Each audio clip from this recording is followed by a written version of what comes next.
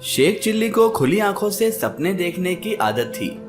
दिन हो या भरी दोपहर, कभी भी चलते फिरते या बैठे बिठाए वो सपने देखा करता था। ऐसा ही एक किस्सा बहुत मशहूर है। शेख चिल्ली अपने घर में बैठा बैठा एक दिन सपने में डूब गया। उसने सपने में देखा कि एक बहुत बड़ी और विशालकाय पतंग उड़ रही है जिसके ऊपर वो सवार है।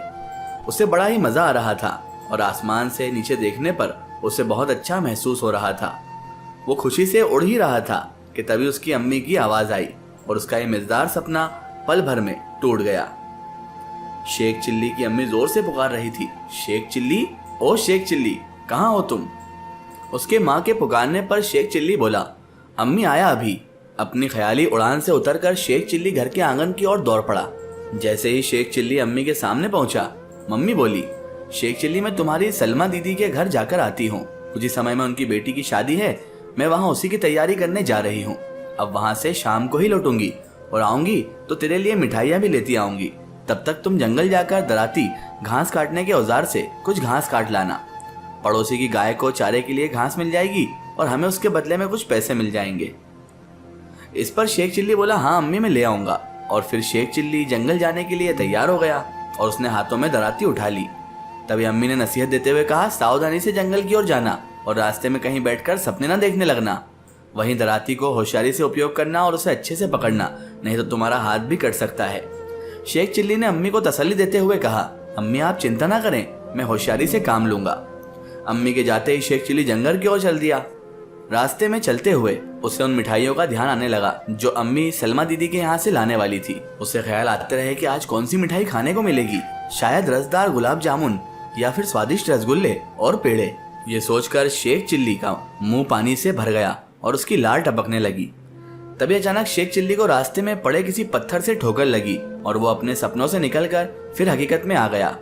अरे रे, क्या कर रहा हूं मैं ये? अम्मी ने मना किया था कि रास्ते में जाते वक्त सपने मत देखना, लेकिन ये क्या? ओहो शेख चिल्ली, तू भी ना कभी नहीं बाज आएगा अपनी आदतों से। इसके बाद जंगल पहुंचकर शेख चिल्ली ने बहुत सारी घास काट ली और एक बड़ी सी गठरी बनाकर उसे सर पर रखा और घर वापस आ गया।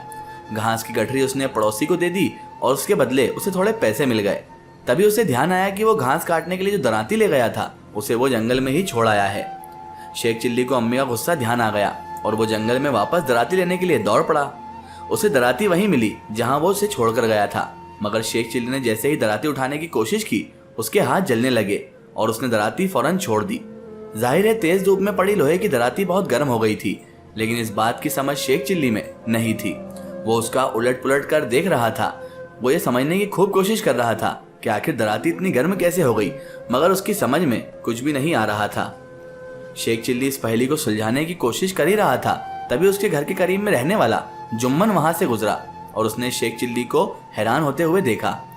जुम्मन ने शेख चिल्ली से पूछा, क्या हुआ, दराती को तुम ऐसे हैरान क्यों देख रहे हो? इस पर शेख चिल्ली बोला, पता नहीं मेरी दराती को क्या हो गया है, पता नहीं ये कैसे बहुत ज्यादा गर्म हो गई है।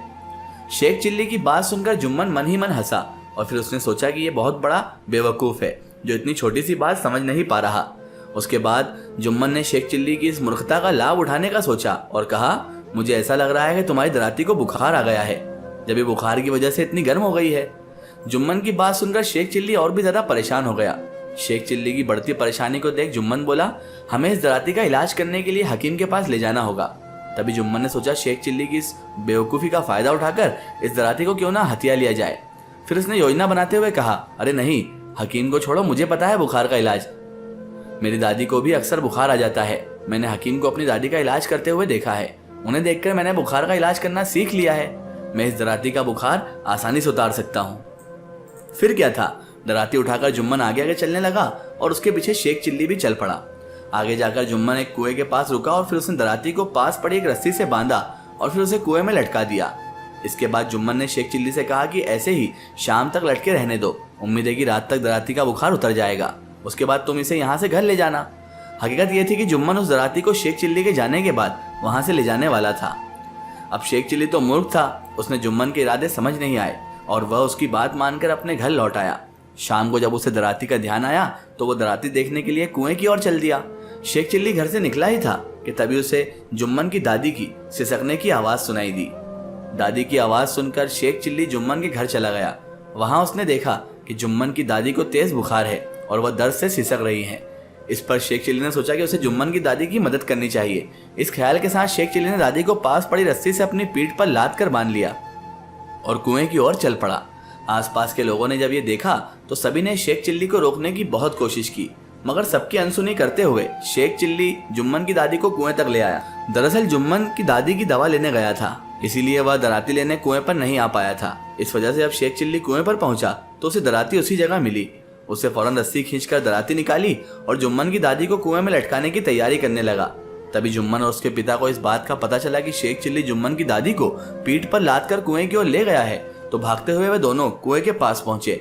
वहां उन्होंने देखा कि शेख चिल्ली दादी को कुएं में लटकाने की पूरी तैयारी कर चुका है। ये देखकर जुम्मन के पिताजी तेजी से चिल्लाए, अरे ओ पागल पागल, ये क्या करने जा रहा है तू? शेख चिल्ली को कहाँ कुछ मालूम था, वह तो अपनी समझ से दादी का इलाज करने जा रहा था। इसीलिए उसने बहुत आराम से जवाब देते हुए कहा कि दादी को बहुत तेज बुखार है, इसलिए मैं उनका इलाज करने जा रहा हूँ। इस पर जुम्मन के पिता ने गुस्साते हुए पूछा कि इलाज का कौन सा तरीका है? इस पर शेख चिल्ली बोला, ये तरीका तो मुझे खुद जुम्मन ने बताया है। उसी ने मुझे बताया कि हकीम दादी का ऐसे ही इलाज करते हैं और उसने मेरी दादी का बुखार भी ऐसे ही ठीक किया था। शेख चिल्ली की यह बात सुनकर जुम्मन के पिता गुस्से से लाल हो गए और जुम्मन को घूरने लगे। अब जुम्मन अपनी ही चाल में फंस गया था और अपने किए पर शर्मिंदा भी था। जुम्मन के पिता को सारी बात समझ आ गई। उन्होंने जुम्मन को मारने के लिए डंडा उठा लिया और उसे पीटने लगे। नासमझ शेख चिल्ली हैरान था कि जुम्मन के पिता जुम्मन को क्यों मार रहे हैं, मगर जुम्मन के पिता इतने गुस्से में थे कि उसने उनसे कुछ भी पूछना उचित नहीं समझा और घर लौट आया। घर पर शेख चिल्ली की अम्मी मिठाइयों के साथ उसका काफी देर से इंतजार कर रही थी। तो दोस्तों, बुखार का इलाज शेख चिल्ली की कहानी से हमें ये सीख मिलती है कि दूसरों के लिए गड्ढा खोदने वाले एक दिन खुद उसी गड्ढे में गिर जाते हैं।